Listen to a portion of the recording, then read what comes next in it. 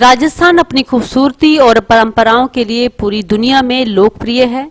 यहाँ का इतिहास रहा है कि महिलाएं अपनी इज्जत पर आंच न आए, इसके लिए जौहर कर लिया करती थी। लेकिन इसी राज्य के बेहद पवित्र शहर अजमेर में 1990 से लेकर 1992 तक कुछ ऐसा हुआ जिसने पूरे देश में रोष पैदा कर दिया, हिला के रख दिया। दरअसल इस शहर में इन 2 वर्षों में 100 से ज्यादा कॉलेज की बच्चियों के साथ गैंग रेप हुआ था। इसी मामले में बच्चियों को 32 साल बाद इंसाफ मिला। आपको बता दें कि स्पेशल पॉक्सो कोर्ट ने इस मामले में 6 आरोपियों को आजीवन कारावास की सजा सुनाई है। चलिए आज आपको ऑफलाइन दुनिया के सबसे बड़े सेक्स स्कैंडल के बारे में बताते हैं।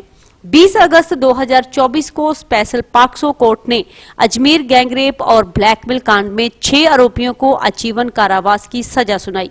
इस केस में कुल 18 आरोपी थे। इसमें से 9 आरोपियों को पहले ही सजा सुनाई जा चुकी है, जबकि एक आरोपी पहले से ही दूसरी मामले में जेल में बंद है और एक आरोपी सुसाइड कर चुका है। वहीं एक आरोपी अभी भी फरार है। आखिर इस मामले का कैसे खुलासा हुआ?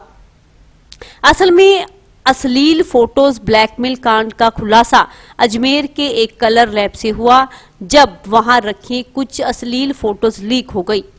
उन दिनों अजमेर शहर में एक अखबार निकलता था, नवज्योति दैनिक अखबार।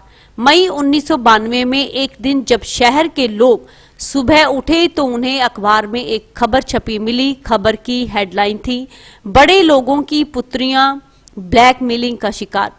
इसे लिखा था एक युवा रिपोर्टर संतोष गुप्ता ने। जैसे ही ये रिपोर्ट अखबार में छपी और लोगों तक पहुंची, पूरे शहर में हंगामा हो गया। दोपहर होते होते बात राजस्थान के मुख्यमंत्री तक पहुंच गई। उस समय राजस्थान में बीजेपी की सरकार थी और मुख्यमंत्री थे भैरव सिंह शेखावत। मुख्यमंत्री ने इस मामले को गंभीरता से लिया और पुलिस से कहा कि आरोपी किसी भी कीमत पर बचने ना पाए। हालांकि पुलिस की कार्रवाई में देरी हो रही थी और इस बीच आरोपी हर साक्ष्य मिटाने पर पूरा इंतजाम कर रहे थे। अखबार में खबर को छपे लगभग 15 दिन बीत चुके थे, लेकिन कोई कार्रवाई नहीं हो रही थी। इधर संतोष गुप्ता हर दिन अखबार में इस केस में जुड़ी नई से नई जानकारियों के बारे में लिख रहे थे। जब संतोष गुप्ता को लगा कि आरोपियों पर कार्रवाई नहीं हो रही है, तो उन्होंने अपनी दूसरी खबर में उनकी तस्वीरें भी छाप दी। इस खबर का शीर्षक था, छात्राओं को ब्लैकमेल करने वाले आजाद कैसे रह गए। लोगों ने जब आरोपियों की तस्वीरें पीड़ित लड़कियों के साथ देखी तो उनका गुस्सा 7वें आसमान पर पहुंच गया। पूरा शहर गुस्से से भर गया। इसके बाद संतोष गुप्ता ने तीसरी खबर छापी और इसका हेडलाइन था, CID ने 5 माह पहले ही दे दी थी सूचना। और चौथी खबर छापी, 1.5 महीने पहले ही ये तस्वीरें देख ली गई थी। चौथी खबर ने लोगों के गुस्से का बांध तोड़ दिया, क्योंकि ये एक बयान पर छपी थी। ये बयान दिया था राजस्थान के तत्कालीन गृह मंत्री दिग्विजय सिंह ने। लोगों को लगा कि जब सरकार और प्रशासन को पहले से ही पूरे केस के बारे में और आरोपियों के बारे में पता है, तो उन पर कार्रवाई क्यों नहीं हो रही। लोग सड़कों पर उतर आए और अजमेर बंद का ऐलान कर दिया। विश्व हिंदू परिषद, शिवसेना, बजरंग दल जैसे संगठनों ने पूरे शहर में बवाल मचा दिया। उधर अजमेर जिला बार एसोसिएशन के वकील भी लड़कियों को इंसाफ दिलाने के लिए आगे आ गई।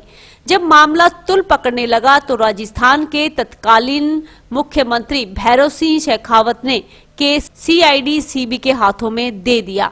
इसके बाद सीनियर IPS अधिकारी NK पाटनी अपनी पूरी टीम के साथ अजमेर पहुंचे। 31 मई को जांच शुरू हुई और इस जांच में युवा कांग्रेस के शहरी अध्यक्ष और दरगाह के खादिस चिश्ती परिवार के फारूक चिश्ती, उपाध्यक्ष नफीस चिश्ती और संयुक्त सचिव अनवर चिश्ती, पूर्व कांग्रेस विधायक के रिश्तेदार अलमाम महाराज और इशरत अली, इकबाल खां, सलीम, जमीर, सुहेल गणी, पुतन इलाहाबादी, नसीम अहमद उर्फ टार्चन, परवेश अंसारी, मोहम्मदुल्लाह उर्फ मैराडोना, कैलाश सोनी, महेश लुधानी, पुरुषोत्तम उर्फ जॉन, फैसली उर्फ बबना और हरीश तोलानी जैसे नाम सामने आए। इनमें हरीश तोलानी वो शख्स था जो लैब में लड़कियों की अश्लील तस्वीरों को तैयार करता था। जांच के बाद पहले 8 लोगों को हुई थी गिरफ्तारी। वहीं साल 1994 में एक आरोपी पुरुषोत्तम जब जेल से बाहर आया तो उसने आत्महत्या कर ली, जबकि इस केस का पहला फैसला 6 साल बाद आया और उसमें 8 लोगों को उम्र कैद की सजा सुनाई गई। और अब 32 साल बाद 6 दोषी उम्र कैद की सजा और अब 32 साल बाद 6 दोषियों को उम्र कैद की सजा सुनाई गई है। ये पूरा मामला 1991 के आसपास शुरू हुआ था। शहर के एक बड़े युवा नेता ने एक बिजनेसमैन की बेटी से दोस्ती की और इसे झांसा देकर फाय सागर स्थित फारूक चिश्ती के पोल्ट्री फार्म हाउस पर बुलाया। वहां पहले लड़की का रेप किया गया और फिर उसकी फोटो खींची गई। फिर आरोपियों ने लड़की को इन फोटोज के जरिए ब्लैकमेल करना शुरू कर दिया और उससे कहा कि वह अपने दोस्तों को भी इस फार्म हाउस पर ले आए।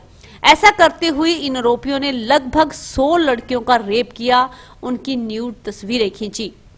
बाद में जब जांच हुई तो पता चला कि ये आरोपी जिस लैब में इन लड़कियों की फोटो तैयार करवाते थे वहां से ये तस्वीरें शहर में और लोगों के हाथ लग गई और उन लोगों ने भी इन तस्वीरों की बदौलत लड़कियों को ब्लैकमेल किया और उनके रेप किए।